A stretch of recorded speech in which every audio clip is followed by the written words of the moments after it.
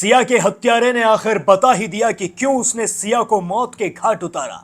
और सिया की postmortem report से जो खुलासा हुआ है वो सुनकर आपका माथा घूम जाएगा। आप ये सोचने पर मजबूर हो जाएंगे कि इस सिरफिरे ने सिया को इस तरीके से आखिर क्यों मारा और कैसे मारा। और अब जो पुलिस इसके साथ करने वाली है वो सुनकर इसकी 7 पीढ़ियां कांप उठेंगी। आदाब, नमस्कार, सत श्री अकाल, पीस ट्यूब विद यू दोस्तों। मेरा नाम है जुनैद भाटी और आप देख रहे हैं द न्यूज फीवर। आपको याद होगा कि हिमाचल प्रदेश के मंडी के सरका घाट की रहने वाली सिया को एक सिरफिरे ने अचानक से मौत के घाट उतार दिया। उसकी गर्दन पर 7 से 8 बार वार किया और उसकी गर्दन को धड़ से अलग कर दिया।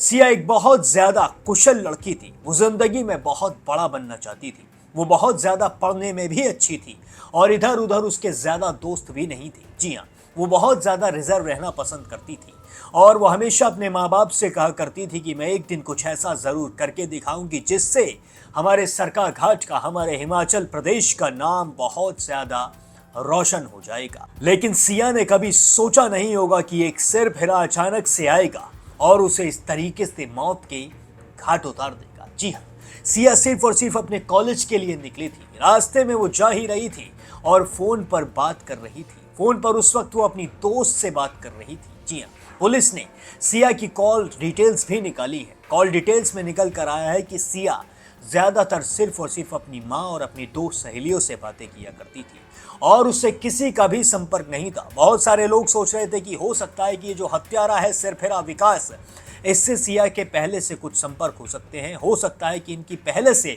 जान पहचान हो, इनकी पहले से कोई दुश्मनी हो, जिसकी वजह से विकास ने अपनी दुश्मनी का बदला लेने के लिए सिया को मौत के घाट उतारा था। लेकिन कॉल डिटेल्स के बाद ये पूरी तरीके से साफ हो चुका है कि सिया का विकास से कोई भी लेना देना नहीं था। विकास से सिया की किसी भी तरीके की बातें कभी नहीं हुई थी।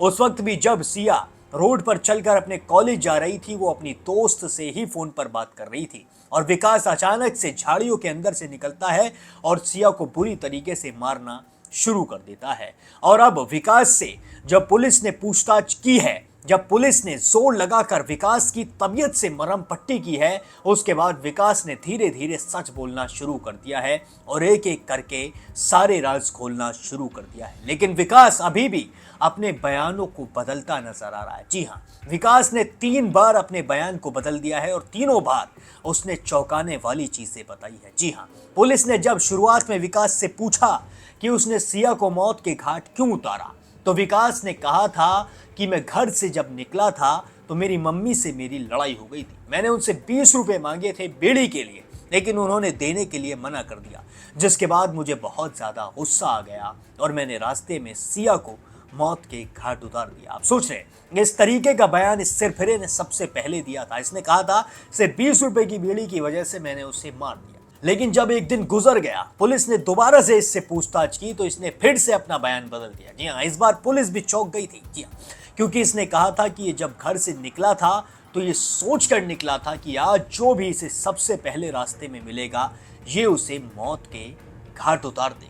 जी हाँ, आप समझ रहे, पहले इसने कहा था कि बीड़ी की वजह से मैंने उसे मारा और दूसरे बयान में इसने कहा कि मैं घर से ही गुस्से में निकला था, मैंने सोचा था कि आज जो भी मुझे पहला रास्ते में मिलेगा मैं उसे मौत के घाट उतार दूंगा और मुझे सिया मिली जिस वजह से मैंने उसे जान से मार दिया। लेकिन जो बातें निकल कर आई हैं, जो लोगों ने, चश्मदीद जो थे वहां पर पहुंचे थे रास्ते में, जिन्होंने विकास को देखा था, उन्होंने बताया था कि विकास को सिया से पहले एक और शख्स मिला था, लेकिन उस शख्स का ध्यान विकास की तरफ था, इसलिए विकास उसे देखकर आगे बढ़ गया और उसने सिया को जब देखा तो सिया फोन पर बात कर रही थी और उसने इसी वजह से सिया को मौका पाते ही मौत के घाट उतार दिया। लेकिन जब तिबारा से पुलिस ने विकास से पूछताछ की, इस बार उसकी जोरों से पिटाई की गई और उससे अच्छे से पूछताछ की गई तो उसने फिर से अपना बयान बदल दिया। जी हाँ, इस बार उसने कहा कि उसकी शिकायत एक लड़की ने एक बार कर दी थी, जिसकी वजह से उसे हमेशा से लड़कियों को देखकर गुस्सा आ जाता था और जो भी लड़की उसे मिलती थी वो उसे मारने की सोचता था। और उसने जब सिया को देखा तो उसे उसी लड़की की याद आ गई जिसने उसकी शिकायत की थी और इसी वजह से उसने सिया को जान से मार दिया। जब पुलिस ने पूछा कि किस लड़की ने तुम्हारी शिकायत की थी और ये शिकायत कब हुई थी, वो हमें बताओ, तो इसने सब कुछ बताने से इनकार कर दिया। इसने कुछ नहीं बताया। इसने कहा मुझे याद नहीं है, ना ही मुझे ये याद कि उसने शिकायत कब की थी। इसके इन सारे बयानों से साफ तौर पर जाहिर होता है कि ये पूरी तरीके से झूठ बोल रहा है।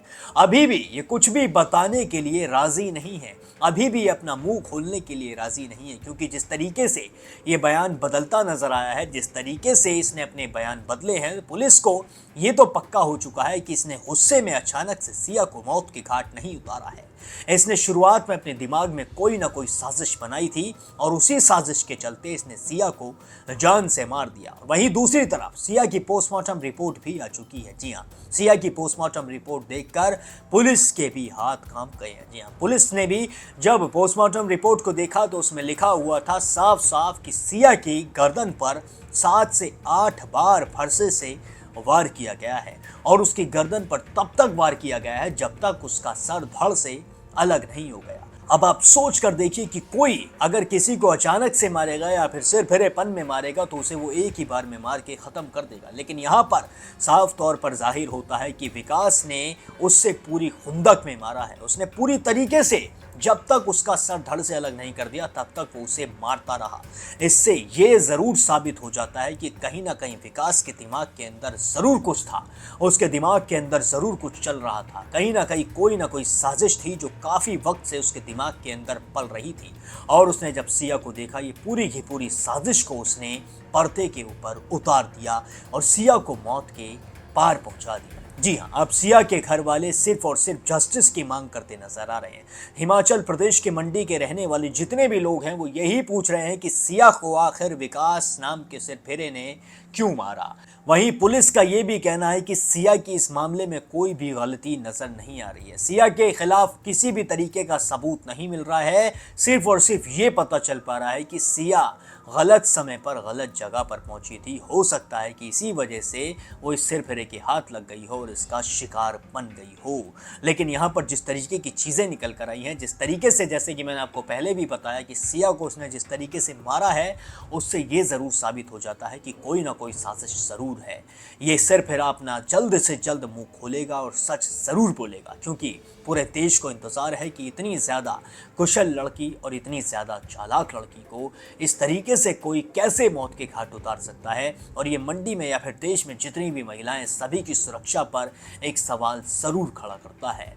मैं आपके पास ज़रूर अपडेट्स लेकर आऊँगा जैसे ही ये सिरफिरा फिर से मुँह खोलेगा, जैसे ही पुलिस इससे कुछ ना कुछ उगलवाती है, मैं आप तक उस खबर को ज़रूर पहुँचाऊँगा। तब तक के लिए आप चैनल के साथ बने रहिए और अगर चैनल पर नए हैं तो सब्सक्राइब का बटन ज़रूर दबा दीजिए। बाकी और भी सारे अपडेट्स के लिए बने रहें द न्यूज़ फीवर के साथ।